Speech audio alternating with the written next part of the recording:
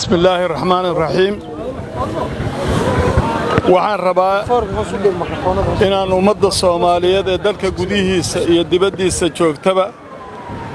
la socodsiiyo in hawlgalkii ka socday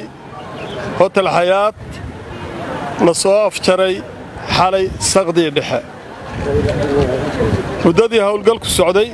hay'adaha amnigu waxay xoog saareen badbaadinta iyo badqabka muwaadiniintii goobta ku sugnaa waxayna ku guuleysteen badbaadinta dad ka badan 106 oo ay ka mid yihiin carruur iyo haween waxaan naxdin leh in meesha ay ku nafwaayeen dad shacab ah oo birmageyda ah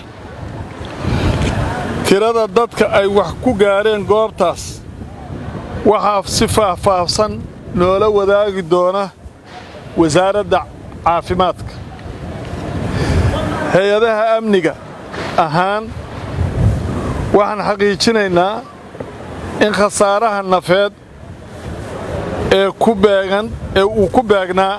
saacadihii hore ee weerarkaas ku raacni uu dhacay intaa kadibna ciidamadu amnigu waxay ku hawlanaayeen inay shacabka ka soo badbaadiyaan iyaga oo dadka qof iyo qolqol uga soo saarayay hoteelka waxaa ummadda Soomaaliyeed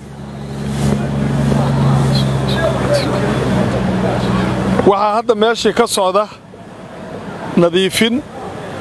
iyo xaaqid waxaan ummadda Soomaaliyeed u sheegayaa inta la xaaqayo nadiifinayo inay u dulqaataan waxaan tacsi u dirayaa dadkii shacabka ahaa iyo kuwii askarta ahaa